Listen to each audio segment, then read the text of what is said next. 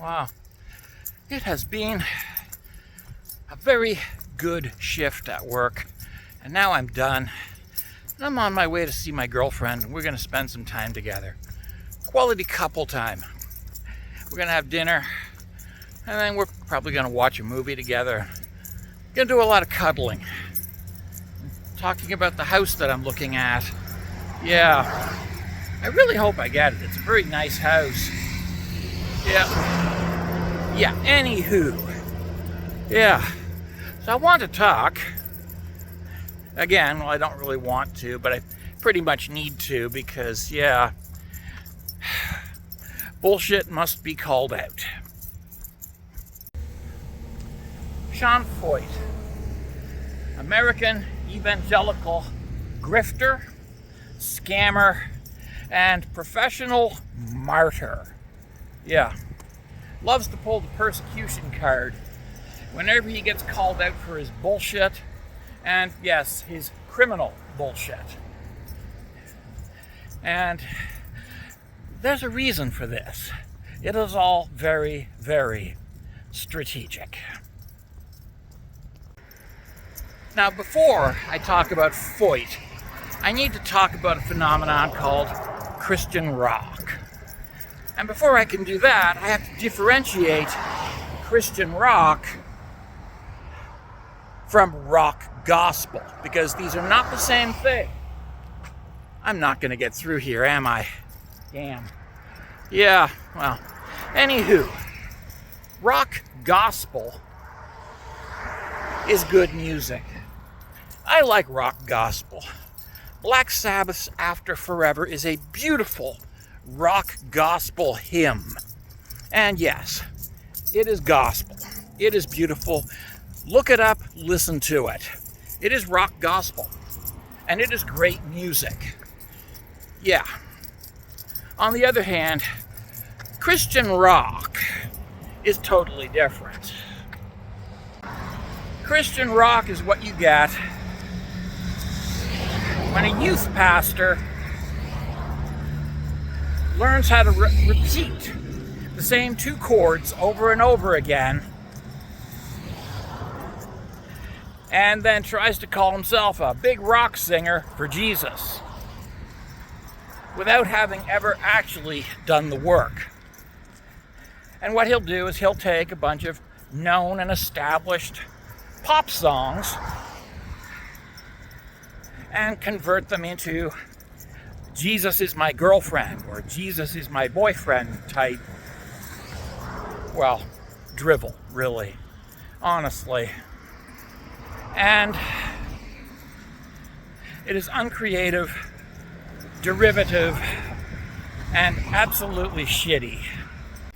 But what Christian rock performers lack in musical talent and originality, they make up for in nervous grandparents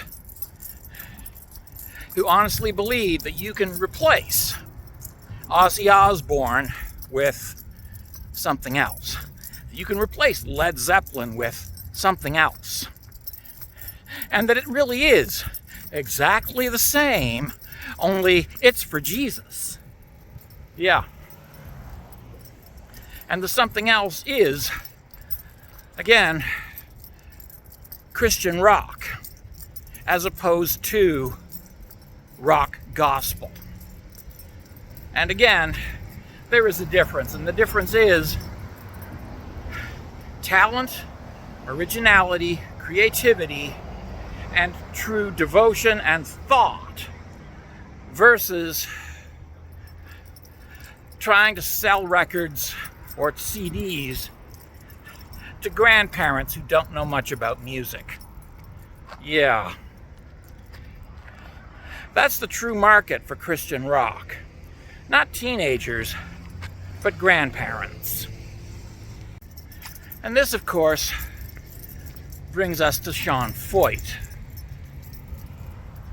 He's everything that a Christian rock star needs to be. Carefully selected by a youth pastor to have all the superficial appearance of a quote, rock star, unquote, without any of the musical talent or effort to get there. Oh, and good morning, ladies and gentlemen, and others who shall remain nameless. It's Saturday morning. So yesterday after work, I went to the girlfriend's place and stayed over, and yeah, we had a lot of quality cuddle time together. It was very nice, very pleasant. And of course now, ta-da, I'm on my way home in the morning. Saturday morning, yes. And oh, what's that smell? What's that lovely smell? Yes. The early morning. The early morning, yeah. That is a good smell. It's a beautiful world, a beautiful day. Everything is good. And I'm a very, very happy camper. Absolutely, yeah. Yeah, so this is the ceremonial center at Nawash Park, and there is Grandfather Sturgeon. Yes, Grandfather Sturgeon. He's the big fish. And this originally was called Sturgeon Bay, back before the white man came and took over. But yeah, they got some lovely helpful placards here as well. No, it's not grandmother, it's grandfather, it's Grandmother Sturgeon, yes. Yes, oh yeah. Yeah. Yeah, so my mistake. Oh dear. Unfortunately, I sometimes think in patriarchy. It's not the best thing in the world, but it is a social condition. And this is Nawash Park, and yeah. This is where Sean Foyt was going to preach Christian nationalism a couple weeks ago. But yeah, the good Christians of Owen Sound blocked him, and now he's claiming that it was atheists and that he's being persecuted for his faith. Like, no, dude, you're not being persecuted for your faith. Yeah. So I was going to talk about what Christian nationalism is, and I'm still going to talk about it. And what it really boils down to is a guy named Rushdoony, an American evangelical preacher who was a bit batshit crazy, came up with something that he called Seven Mountains Dominionism. And that is the idea that one particular branch of Christianity should have absolute dominion in America, and America should assert absolute dominion over the rest of the world.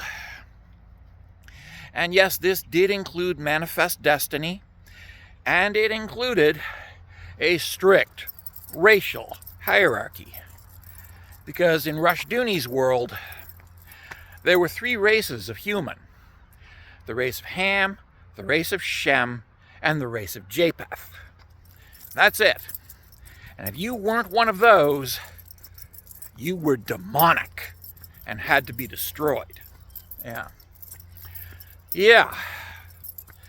So some dominionists have, through mental gymnastics, found ways to include everybody under those categories, while others have stuck with Rushdoony's own interpretations and created a master list of who lives and who dies.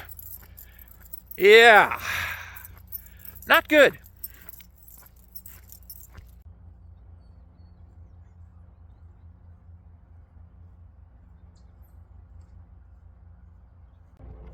Oh yeah. By naming his tour Burn Canada, Foyt managed to piss off a lot of Canadians. I mean an awful lot of Canadians. Because, yeah, that's manifest destiny talk right there. You start talking about burning our country, especially if you're an American. That's That's something that we Canadians take very, very deeply personally. And there's a reason for that. And that reason is, very simply, that, well, when you tried to invade our country about 200 years ago, we kicked you out, chased you back to your presidential palace in Washington, and burned it to the fucking ground. Which is why you now call it the White House, in all honor of all the whitewash that you needed to cover up the burn marks that we left when we burned it to the ground in reprisal for your attempts to burn down several Canadian cities. Because, well, yeah, don't fuck with Canadians. So yeah, by naming his tour Burn Canada, he was sending a very clear message. The message being that, yeah, America will take over Canada, and Canada will get to watch its most precious buildings brought down by America as we are forced to start over from nothing. Yeah. That's not exactly the message you want to be giving to people who you are trying to win over to your religion. Yeah. So, no. Foyt is not being persecuted for his religion. Canada is not persecuting Christians. Christians are not being persecuted in Canada. It was Christians who called out Foyt for the name of his tour, which is, yes, a threat against Canada. And also for his manifest destiny ideological position, which, in a very real sense, denies the validity and legitimacy of Canada as a nation state. You don't do that to a people, okay? You just don't. That tends to piss us off. And it pisses us off regardless of our religious beliefs. And Foyt did that. And he did it because his Christian nationalism does indeed include manifest destiny. The very idea that Tom Jefferson was embracing when he sent an army to invade Canada back in 1812. The army that we kicked out and sent packing. And yeah, you need to remember that. We kicked you guys out before. Not once, not twice, but several times. And if we have to do it, we'll do it again. Yay! Yeah. Yeah. You see, Manifest Destiny and Rushdoony go back a long ways together. And yes, as I said, Rushdoony has a kill list, or had a kill list, that, yeah, Christian nationalism still hangs on to. And I'm on that kill list. So are a lot of Canadians. A lot of Canadians are on that kill list. So when you come into Canada thinking that you can convince us to join your brand of Christian nationalism, which is Manifest Destiny, you're ignoring the fact that we just don't want to be murdered. We just don't want to be murdered.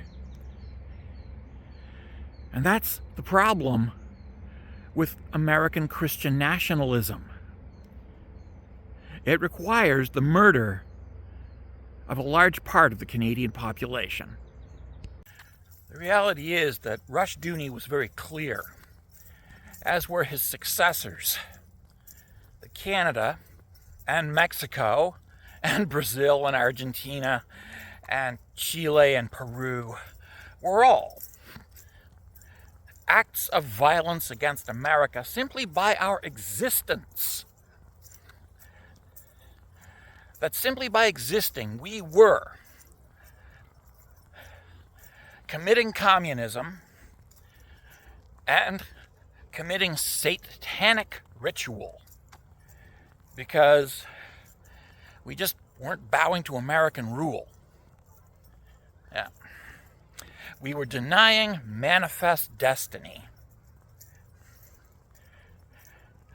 And yeah, Rushdoony's brand of Christianity had very little to do with Jesus and everything to do with manifest destiny. White supremacy and forcing everybody to practice American Christianity, which means, yeah, Canadian Catholics aren't considered Christians. Yeah. Canadian Orthodox and Coptic are not considered Christians. Yeah.